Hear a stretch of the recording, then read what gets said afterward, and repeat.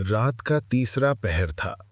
घनघोर अंधकार ने पूरे गांव को अपने आगोश में ले लिया था।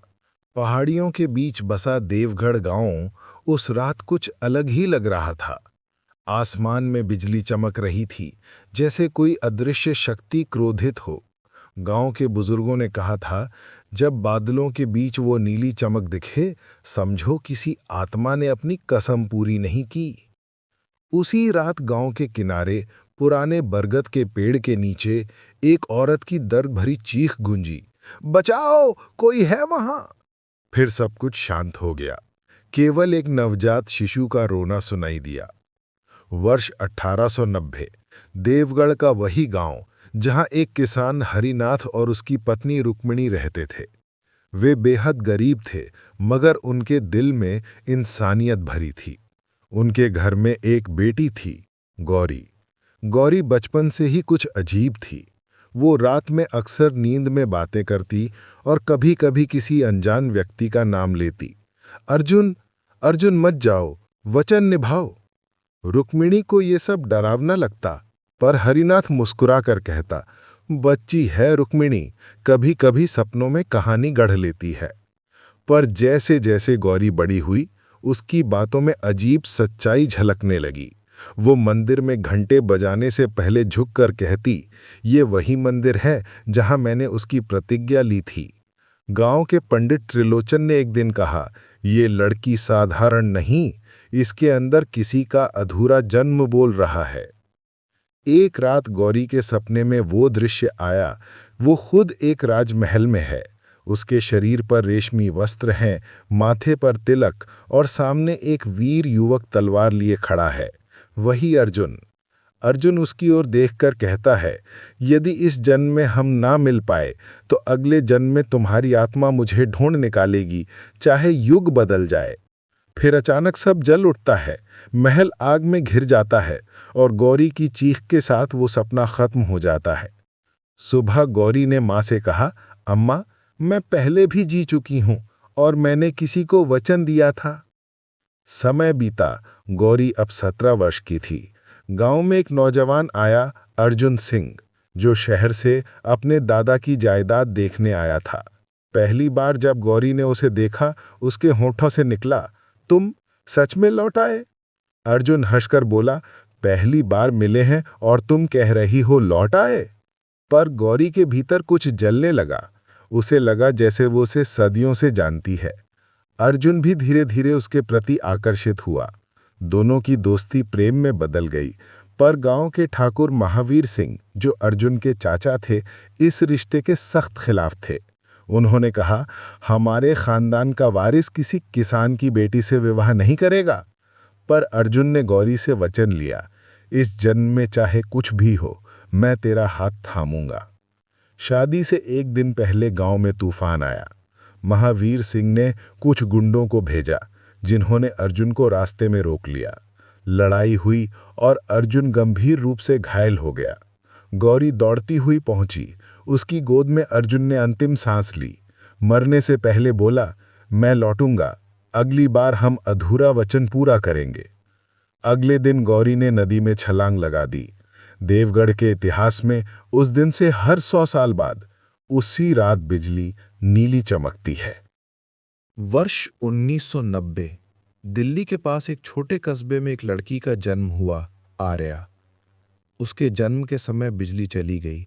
आसमान में वही नीली चमक दिखी। डॉक्टर ने कहा, अजीब बात है, इस समय बिजली नहीं होनी चाहिए थी। आर्या बचपन से ही अजीब सपने देखती, कभी किसी पुराने मंदिर में, कभी किसी राजमहल में। वो बचपन से तलवारों और पुरानी चीजों में गहरी रुचि रखती थी। कॉलेज के दिनों में उसकी मुलाकात हुई एक लड़के से, अर्जुन मेहता। वो इतिहास का प्रोफेसर था, उम्र में उसके कुछ बड़ा। पहली बार मिलने पर आर्या के भीतर अजीब कंपन हुआ। उसे लगा जैसे वो उसे जानती है, उसकी आंखें, उसकी आवाज, सब कुछ। आर्या और अर्जुन दोनों ही इतिहास में रुचि रखते थे।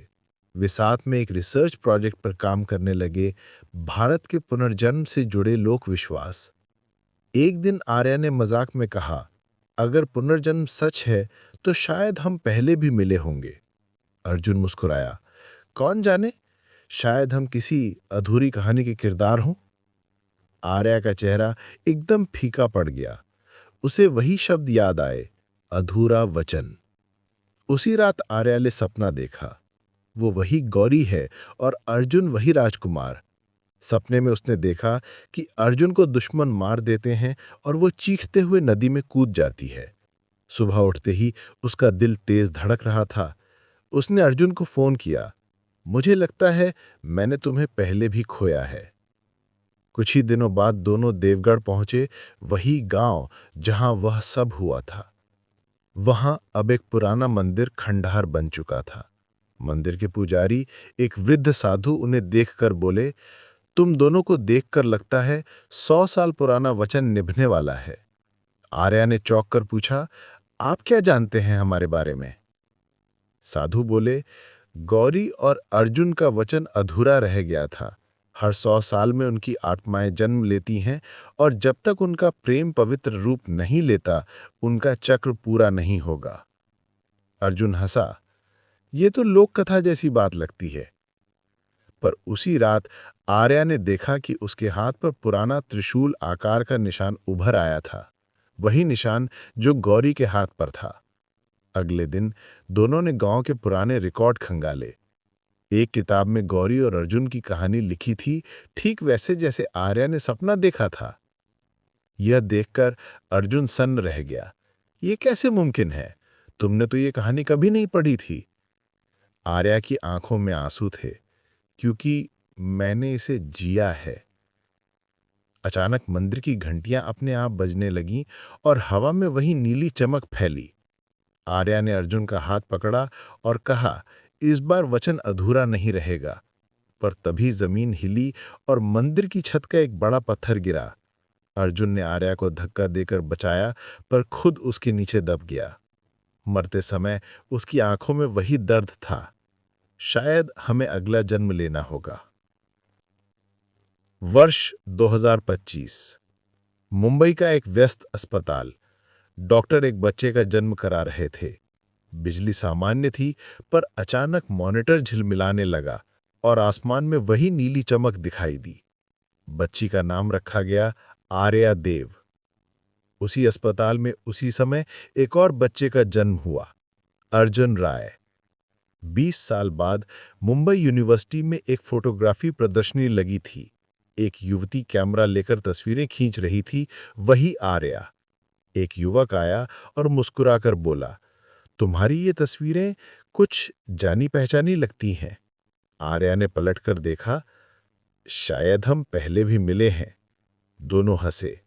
उसी पल आसमान में हल्की नीली चमक फैली, पर इस बार वो डरावनी नहीं थी, बल्कि शांत और सुखद। कहते हैं, कुछ वचन जन्म जन्मांतर तक पीछा करते हैं। प्रेम केवल देह का नहीं, आत्मा का बंधन होता है। गौरी और अर्जुन की कहानी इसका प्रमाण थी।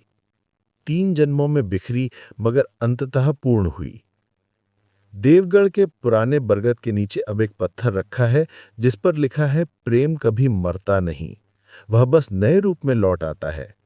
और जब भी वहां कोई नवयुगल हाथों में हाथ लेकर जाता है, हवा में वही नीली रोशनी झिलमिलाती है, जैसे 2 आत्माएं मुस्कुरा रही हों, अपने अधूरे वचन को अंततः पूरा होते देख। वर्ष 2045। हिमालय की गोद में बसे एक छोटे से शहर कैलाशपुर में एक लड़के का जन्म हुआ। उस रात बर्फ के फाहे गिर रहे थे, पर अचानक आकाश में वही नीली चमक छा गई जो हर 100 साल में एक बार दिखाई देती थी। लोग बोले, फिर कोई आत्मा लौट आई है। उस नवजात के माथे पर एक हल्की सी रेखा थी, त्रिशूल के आकार की। उसका नाम रखा गया अर्जुन देव। उसी वर्ष कुछ दूर एक मठ में एक बालिका ने जन्म लिया। उसके जन्म के समय मठ के घंटों ने अपने आप बजना शुरू कर दिया। सबने कहा, ये कोई देवी का अंश है। उसका नाम रखा गया आर्या प्रिया। दोनों अलग अलग स्थानों पर बड़े हुए, पर उनके भीतर अजीब सा आकर्षण था किसी अनजान दिशा की ओर। अर्जुन को अक्सर सपनों में किसी नदी के किनारे एक औरत की छाया दिखाई देती जो कहती, वचन पूरा करो। आर्या को भी अपने स्वप्नों में वही बरगद का पेड़ और वही नीली रोशनी दिखती।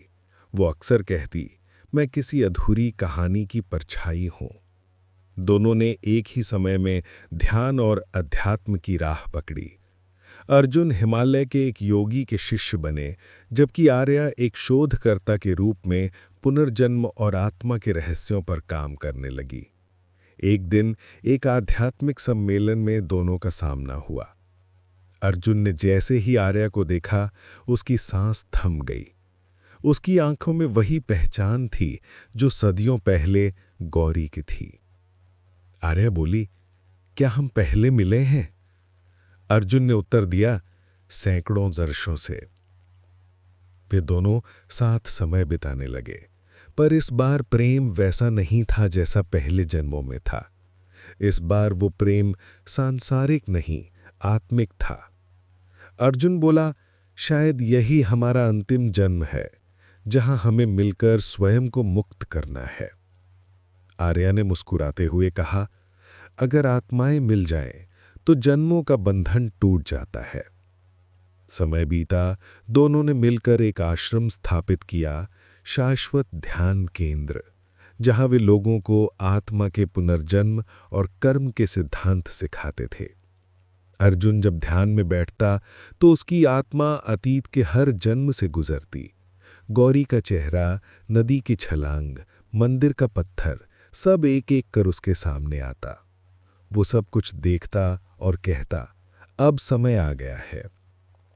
आर्या ने उस रात ध्यान में प्रवेश किया। नीली रोशनी फिर फैली। हवा में हल्की गंध आई, जैसे पुराने समय की। दोनों एक गहरी तंद्रा में चले गए। आर्या बोली, याद है जब तुमने कहा था अगले जन्म में मैं लौटूंगा? अब मैं कहती हूं, अब हम लौटेंगे नहीं। अर्जुन मुस्कुराया, अब कोई अधूरा वचन नहीं बचा। सुबह जब शिष्य कक्ष में पहुंचे तो दोनों शांत ध्यान मुद्रा में थे, पर उनकी देह से प्रकाश निकल रहा था।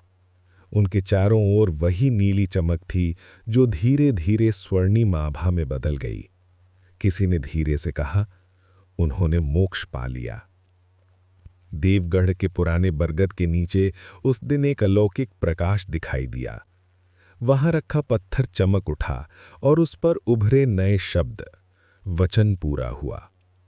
उस दिन से नीली चमक कभी नहीं दिखी, पर जब भी कोई आत्मा सच्चे प्रेम से किसी की खोज करती है तो कहते हैं, हवा में वो हल्की सी नीलिमा फिर झलक जाती है, जैसे गौरी और अर्जुन मुस्कुराकर कह रहे हों, हमने प्रेम को पाया और उसी में मुक्ति मिली।